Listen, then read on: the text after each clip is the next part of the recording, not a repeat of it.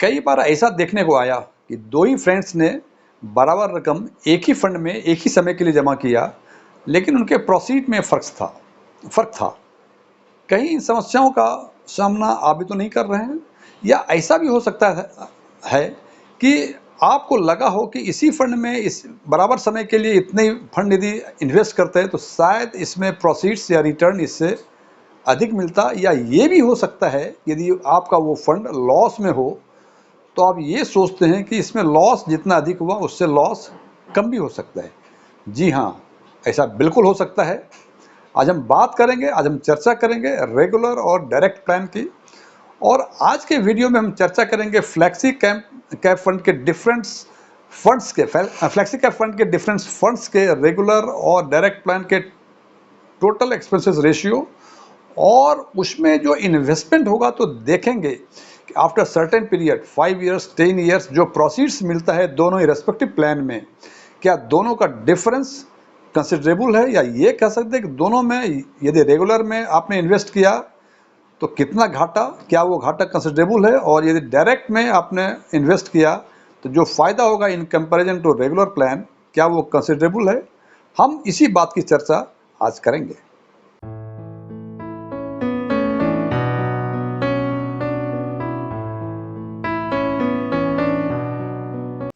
यदि मेरा यह वीडियो आपको पसंद आए इसे लाइक करें, अपने फ्रेंड्स के साथ शेयर करें, और यदि आप हमारे चैनल पर फर्स्ट टाइम आए हैं इसको सब्सक्राइब करें, और सब्सक्राइब करने के बाद उसके बगल में बेल आइकन को जरूर दबाएं ताकि हमारे नए वीडियो की नोटिफिकेशन आपको लगातार मिलती रहे। स्ट्रॉन्ग टैक्सपिन में आप एक बार फिर से स्वागत है। मेरा नाम डीएम झा है। जैसा कि हम चर्चा कर चुके हैं, आज हम बात करेंगे फ्लेक्सी कैप फंड की। और फ्लेक्सी कैप फंड अपने इक्विटी सेगमेंट में सबसे बड़ा फंड है, जिसका एसेट अंडर मैनेजमेंट 31/3/2023 को मार्च 2023 को it is around 2.42 lakh crore, 2,42,000 lakh crore है। ये इक्विटी सेगमेंट का सबसे बड़ा फंड है। और इस सेगमेंट को, इस फंड को हमने दो पार्ट में डिवाइड किया है for the purpose of analysis under this video. पहला है वो सारे फंड जिसका एसेट अंडर मैनेजमेंट 10,000 करोड़ से अधिक है, और उसके बाद इन जनरल सारे फंड्स। और इसमें हम कुछ बिंदुओं पर चर्चा करेंगे। और सबसे पहला है कि टोटल एक्सपेंसेस रेशियो रेगुलर और डायरेक्ट प्लान का कितना है उस फंड का जिसका कि एसेट अंडर मैनेजमेंट 10,000 करोड़ से अधिक है। फिर बात करेंगे कि रेगुलर और डायरेक्ट प्लान में हाईएस्ट टीआर किसका है और लोएस्ट टीआर किसका है। फिर बात करेंगे हम कि रेगुलर और डायरेक्ट प्लान में जो टोटल एक्सपेंसेस रेशियो है दोनों का डिफरेंस किस फंड में सबसे अधिक है और किस फंड में सबसे कम है। फिर हम बात करेंगे यदि आज से 5 साल पहले यदि हम 5 लाख रुपए इस फंड में डिपॉजिट किए होते रेगुलर में भी और डायरेक्ट में भी, और यदि आज जो प्रोसीड्स मिलता मुझे, दोनों ही प्लान के प्रोसीड्स में फंड वाइज क्या डिफरेंस होता, कितना अंतर होता। और ये अंतर, इसके बाद बात करेंगे, ये अंतर उतना ही होता जितना कि हमें रेगुलर और डायरेक्ट प्लान के टोटल एक्सपेंसेस रेशियो का डिफरेंस दिख रहा है। इस बात की चर्चा करेंगे और डिसाइड करेंगे कि हमें यदि फंड सेलेक्ट करना हो तो क्या केवल हमको रेगुलर और डायरेक्ट प्लान का जो सबसे कम या सबसे अधिक डिफरेंस है उसी के बेसिस पे करना हो, या कुछ और भी फैक्टर्स हैं जो कि फंड सेलेक्ट करने में हमें देखना चाहिए। तो सबसे पहले हम देखते हैं कि यही चर्चा हम इन जनरल फंड की करेंगे जिसमें एयूएम का रिस्ट्रिक्शन कुछ नहीं है। और सबसे पहले देखते हैं वैसे फंड जिनका asset under management 10 lakh crore से अधिक है। और इसमें देखते हैं कि 6-7 फंड हैं जिसके सारे के एसेट अंडर मैनेजमेंट अधिक हैं। और सबसे अधिक जो एसेट है it is under Kotak Mahindra fund, that is 37,097 crore. इसका यदि हम रेगुलर और डायरेक्ट प्लान का एक्सपेंसेस रेशियो देखते हैं, डिफरेंट 1.56, 1.62, 74, 1.67, डायरेक्ट का 1.03, 0.62 एंड डिफरेंट। इसके बाद देखते हैं इन जनरल कि सबसे अधिक हमने 4 फंड को सेलेक्ट किया है, और हमने सेलेक्ट किया है इस बेसिस पर कि इसमें से सबसे अधिक टोटल एक्सपेंसेस रेशियो किसका है और सबसे कम किसका है। जब ये देखते हैं तो हम देखते हैं कि 10,000 करोड़ से जो अधिक एसेट अंडर मैनेजमेंट वाले फंड हैं सबसे कम रेगुलर प्लान में ये कोटक का है और सबसे अधिक मोतीलाल ओसवाल का है। और in general among all the funds under flexi cap तो सबसे अधिक टॉरस का है और सबसे कम कोटक का है। यही बातें यदि डायरेक्ट में करें तो हमें लगता है कि यदि इसका जिस फंड का रेगुलर सबसे अधिक होगा, डायरेक्ट भी उसका ही सबसे अधिक होगा। क्या ऐसी बातें हैं? जब इसको देखते हैं तो हम देखते हैं कि नहीं, ऐसी बातें नहीं है। एबीएसएल का डायरेक्ट में सबसे अधिक है, इट इज 1.03 और टोटल फंड के जितने फ्लेक्सी फंड में जितने ही फंड में उसमें से सबसे अधिक है टॉरस का, इट इज 2.61, जबकि सबसे कम आईसीआईसी का है 0.62 एमॉन्ग दोज फंड्स जिसका एयूएम 10,000 करोड़ से ऊपर है। और पूरे फंड में सबसे कम है बड़ौदा पीएनबी परिवार का जिसका 0.23% है। इससे एक बातें समझ में आती हैं मुझे कि ये जो डिफरेंस है बिटवीन रेगुलर एंड डायरेक्ट, किसमें अधिक ये डिफरेंस बनता है, ये देखें किसमें अधिक किसमें कम। इससे एक बातें समझ में आती है कि रेस्पेक्टिव फंड के जो डिस्ट्रीब्यूटर के कमीशन हैं या एडवाइजर के कमीशन हैं, ब्रोकरेज हैं, वो सबसे अधिक किसमें है, सबसे कम किसमें है।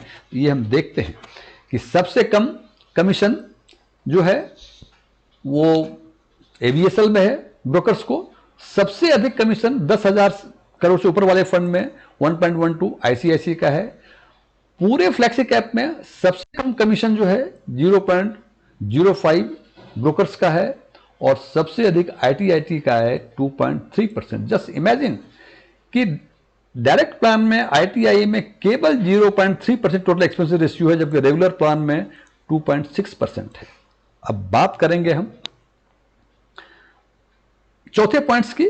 यदि 5 लाख रुपए 5 साल के लिए, आज से ठीक 5 साल पहले हमने रेगुलर प्लान में भी और डायरेक्ट प्लान में इन्वेस्ट किया होता तो इन फंड्स के में जो प्रोसीड मिलते, किसमें कम किसमें कितना अधिक मिलता, तो हम देखते हैं कि यदि एबीएसएल में हम इन्वेस्ट किए होते रेगुलर प्लान में तो हमें 34,776 रुपये का घाटा होता, एचडीएफसी में 30,000 का घाटा होता। आईसीआईसी इसलिए नहीं दिया है कि ये नया फंड है, 5 साल आईसीआईसी और आईटीआई ये इसके 5 साल पूरे नहीं हुए हैं, इसलिए इसका फिगर नहीं दिया है हमने। कोटक में फायदा होता हमको 40,346 रुपये फायदा और घाटा यहां हमने नेगेटिव दिखाया है। इसका मतलब यदि आपने रेगुलर में इन्वेस्ट किया है तो इतना कम मिलता। दूसरे शब्दों में यह कह सकते हैं कि यदि आपने डायरेक्ट में यदि इन्वेस्ट किया होता तो इतना फायदा होता।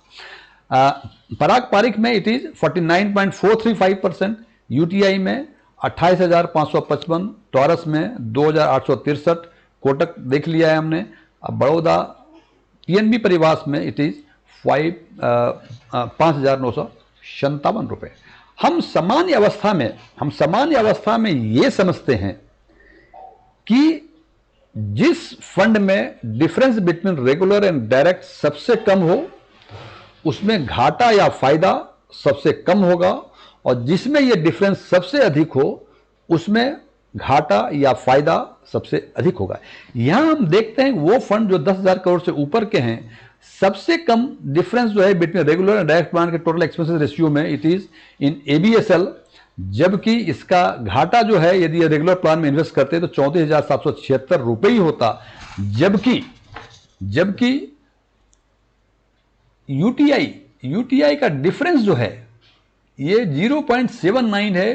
तो हम नॉर्मल कोर्स में समझते हैं कि इसमें घाटा इसके एबीएसएल के घाटे से अधिक होता है, जबकि यहां देखते हैं यहां 28,555 रुपये का घाटा होगा, जबकि एबीएसएल में 34,776 रुपये घाटा होता है। एक चीज और आगे देखें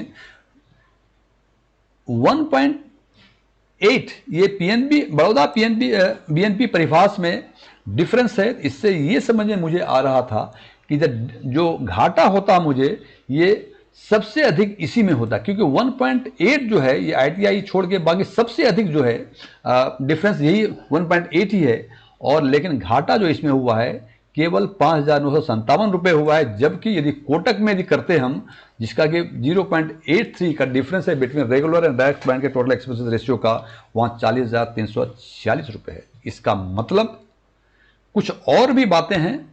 ये प्रोसीड्स, ये घाटा या फायदा जो मुझे हो रहा है 5 साल के बाद 10 साल के बाद ये और बढ़ जाता। अमाउंट यदि 5 लाख से 10 लाख होता तो ये घाटा और बढ़ जाता। इसका मतलब कुछ ऐसे भी फैक्टर्स हैं जो कि इफेक्ट करते हैं प्रोसीड्स को। केवल टोटल एक्सपेंसेस रेशियो या ये कह लें कि रेगुलर डायरेक्ट प्लान का डिफरेंस का जितना टोटल एक्सपेंस रेशियो, केवल वही एक फैक्टर नहीं है, कुछ फैक्टर और भी हैं।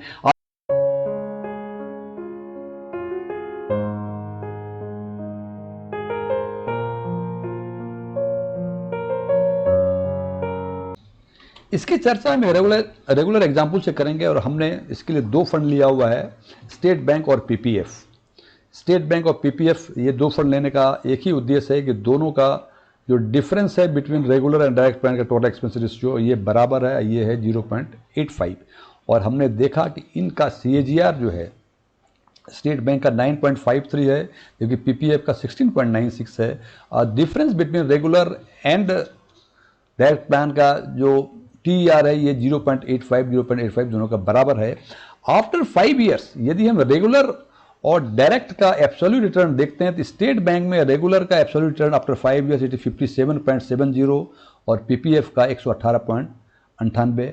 और यही डायरेक्ट का जब देखते हैं तो स्टेट बैंक का 65.40 और पीपीएफ का 128.87। यहां तक लगता है कि ठीक है, क्योंकि एसबीआई का सीएजीआर पीपीएफ के कंपैरिजन में कम है तो रेगुलर का एब्सोल्यूट रिटर्न भी कम होगा और डायरेक्ट का भी एब्सोल्यूट रिटर्न पीपीएफ के कंपैरिजन में कम होगा। कोई इशू नहीं, इट्स द नॉर्मल कैलकुलेशन। लेकिन हम जो देखना चाह रहे हैं कि चूंकि दोनों ही फंड का जो डिफरेंस है रेगुलर और डायरेक्ट प्लान के टोटल एक्सपेंसेस से वो बराबर है, इसीलिए हम ये समझते हैं कि डिफरेंस बिटवीन रेगुलर और डायरेक्ट प्लान का रेस्पेक्टिव फंड में भी डिफरेंस बराबर होना चाहिए।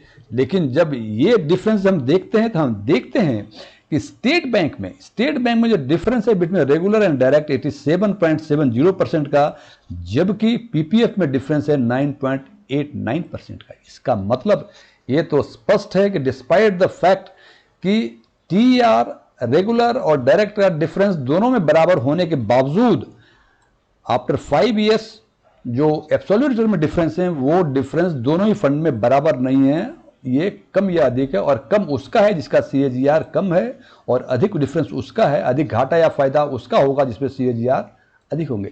इसका मतलब ये तो इस एनालिसिस से ये स्पष्ट है कि जब हम फंड को सेलेक्ट करें तो केवल हम रेगुलर और डायरेक्ट प्लान के टीआर का डिफरेंस ही ना देखें, साथ में हमें उसका सीएजीआर भी देखना पड़ेगा। हाँ, ये बात तय है कि यदि सीएजीआर बराबर है तो जिसका डिफरेंस रेगुलर और डायरेक्ट का कम होगा उसमें कम फायदा है, जिसका डिफरेंस अधिक है उसमें अधिक फायदा है। कंक्लूड करने में हम कह सकते हैं कि हम जब फंड को सेलेक्ट करें तो डिफरेंस बिटवीन रेगुलर और डायरेक्ट के टीआर के साथ साथ उस फंड का सीएजीआर को भी ध्यान में रखें, सो दैट हम प्रूडेंट डिसीजन ले सकें।